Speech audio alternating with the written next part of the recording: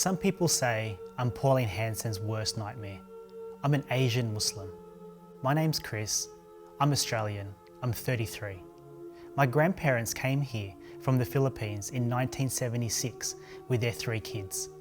20 years ago, as an Asian Australian, I felt the sting of Pauline Hanson's words and the hate it created. I was 13 then, going to school in Sydney's lower North Shore. One day, a kid at school told me to go back to where I came from. I remember coming home from school that day and speaking to my mum and being very confused because I was home. I didn't have any other home to go to. Pauline Hanson is back in the headlines again.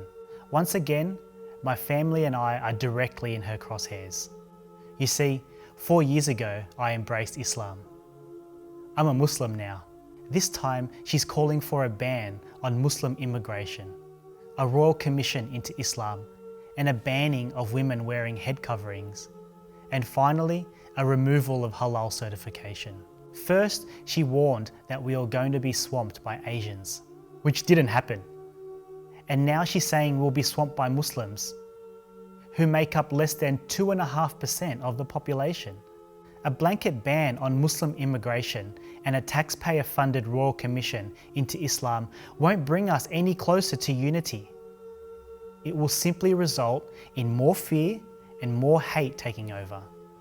It will result in a generation of Muslim youths feeling disconnected and alienated, just like Asian youth felt 20 years ago.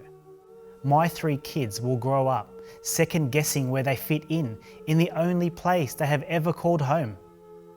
The neighbours' kids may look at them differently and choose not to play with them. They will grow into adults, bringing that fear and hate into their parenting, and the cycle will continue for generations to come. Conversation, education, and open-mindedness are the keys to bridging the gaps. The easy option is to simply close the gates to stop all Muslims from entering Australia. The harder, but ultimately better option is to talk, is to get to know one another, and through conversations, similarities are found, and familiarity becomes friendship, which turns into tolerance, and finally, acceptance of all will be the legacy we hand down to our children. Australia, we've come so far in the last 20 years. Let's not repeat the attitudes and events that we all know was a bit of an embarrassing mistake in our history. We're better than that.